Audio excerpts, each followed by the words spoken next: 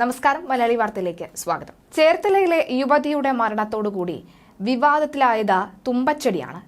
അരളിപ്പൂവ് കഴിച്ച യുവതി മരിച്ച സംഭവത്തിന് പിന്നാലെയാണ് തുമ്പപ്പൂവിനെയും വിവാദമാക്കിയ വിധത്തിൽ മരണവാർത്ത എത്തിയത്. എന്നാൽ യുവതിയുടെ മരണത്തിൽ തുമ്പ നിരപരാധിയാണെന്നാണ് പുറത്തുവന്ന പ്രാഥമിക നിഗമനം. പോലീസും ഇക്കാര്യത്തിൽ അന്വേഷണം നടത്തുന്നുണ്ട്. ചേർത്തലയിൽ 17-ാം വാർഡ് ദേവി നിവാസിൽ ജയനന്ദന്റെയും മീരാഭായിയുടെയും മകൾ ഇന്ദുവാണ് കൊച്ചിയിലെ സ്വകാര്യ ആശുപത്രിയിൽ കഴിഞ്ഞ ദിവസം ചികിത്സയിലിരിക്കെ മരിച്ചത്. തുമ്പച്ചെടി തോരൻ കഴിച്ചതുകൊണ്ടാണ് മരണം സംഭവിച്ചത് എന്ന സംശയം കുടുംബം പോലീസിനോട് പങ്കുവച്ചു. പോസ്റ്റ്മോർട്ടം റിപ്പോർട്ട് ഇതിനെ തള്ളിക്കളഞ്ഞിട്ടാണ് പുറത്തുവന്നത്.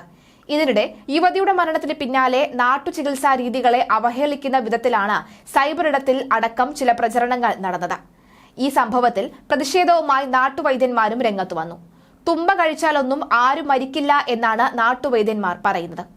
ആർക്കാണ് ഇവിടെ നാട്ടുരീതികളെയും ഗ്രഹശീലങ്ങളെയും അപ്പാടെ തള്ളിക്കളയാൻ മാത്രമുള്ള പ്രചാരണം നടത്തേണ്ട ആവശ്യകത എന്ന് ചിന്തിക്കേണ്ടത് വളരെ അത്യാവശ്യമാണെന്നും വൈദ്യന്മാർ ചോദിക്കുന്നു. ഇതടക്കമുള്ള വിഷയങ്ങൾ ചൂണ്ടിക്കാട്ടി നിലമ്പൂരിലെ വൈദ്യൻ ഷൈൻ ഭാസ്കർ എഴുതിയ കുറിപ്പും ശ്രദ്ധേയമാവുകയാണ്. ആ പോസ്റ്റിന്റെ ചില ഭാഗങ്ങൾ ഇങ്ങനെയാണ്. പച്ചിലകൾ തോരൻ വെച്ച് കഴിച്ചാൽ മരണം സംഭവിക്കുമോ? തുമ്പത്തോരൻ വെച്ച് കഴിച്ച് ആലപ്പുഴയിൽ ഒരു സ്ത്രീ മരിച്ചു എന്നുള്ള വാർത്തയിൽ നിന്ന് വന്ന ഒരു ചോദ്യമാണിത്. തുമ്പ കഴിച്ചാലൊന്നും ആരും മരിക്കാൻ പോകുന്നില്ല എന്ന് നാട്ടുവൈദ്യം ചെയ്യുന്ന ഏതൊരു വൈദ്യനും നമ്മുടെ മുത്തശ്ശിമാർക്കും അറിയാം. മരിച്ച സ്ത്രീ തുമ്പ കഴിച്ചിട്ടാണോ അല്ലാതെയാണോ മരിച്ചത് എന്നുള്ള ശാസ്ത്രീയമായ തെളിവ് വരട്ടെ. മരണകാരണം അതല്ല എന്ന പോലീസിന്റെ റിപ്പോർട്ട് കൂടി വന്നിട്ടുണ്ടല്ലോ. ഈ പശ്ചാത്തലത്തിൽ ഉയർന്നുവന്ന കുറച്ച് കാര്യങ്ങളാണ് ഞാൻ പങ്കുവയ്ക്കാൻ ഉദ്ദേശിക്കുന്നത്. ആർക്കാണ് ഇവിടെ നാട്ടുരീതികളെയും ഗ്രഹശീലങ്ങളെയും അപ്പാടെ തള്ളിക്കളയാൻ മാത്രമുള്ള പ്രചാരണം നടത്തേണ്ട ആവശ്യകത എന്ന് ചിന്തിക്കേണ്ടത് വളരെ അത്യാവശ്യമാണ്.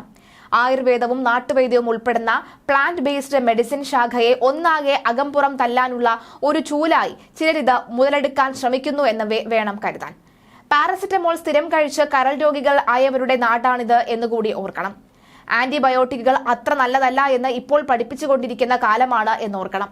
പണ്ടൊക്കെ പാരസെറ്റമോളും ആന്റിബയോട്ടിക്കും അല്ലാതെ പനി ചികിത്സ ഇല്ലായിരുന്നല്ലോ. ഇതൊക്കെ മൂടിവെച്ച ഒരു പച്ചില കഴിച്ച് മരിച്ചു എന്നുള്ള പ്രചാരണങ്ങൾ പച്ചില നീരുകളും സംയോഗങ്ങളും ഉപയോഗിച്ചുള്ള ചികിത്സാ ശാഖയുടെ നേർക്കുള്ള വാളോങ്ങലായി കണ്ടാൽ മതി. ആളുകളെ ഭയപ്പെടുത്തുക എന്നതല്ലാതെ ആരെയും സത്യാവസ്ഥ അറിയിക്കുക എന്നുള്ള ധർമ്മമൊന്നും ഇത്തരം വാർത്തകൾക്ക് പിന്നിലില്ല. വൈദ്യർ ഷൈൻ ഭാസ്കർ അദ്ദേഹത്തിന്റെ പോസ്റ്റിൽ പറഞ്ഞ കാര്യങ്ങളാണ് ഇവ. ഇന്ദുവിന്റെ മരണത്തിൽ തുമ്പപ്പൂ അല്ല വില്ലൻ എന്നാണ് പോലീസിന്റെ ഭാഷ്യം. രാസപരിശോധനാ ഫലവും ലഭിച്ചാലേ മരണകാരണവും വ്യക്തമാവുകയുള്ളൂ എന്ന് പോലീസ് പറയുന്നു.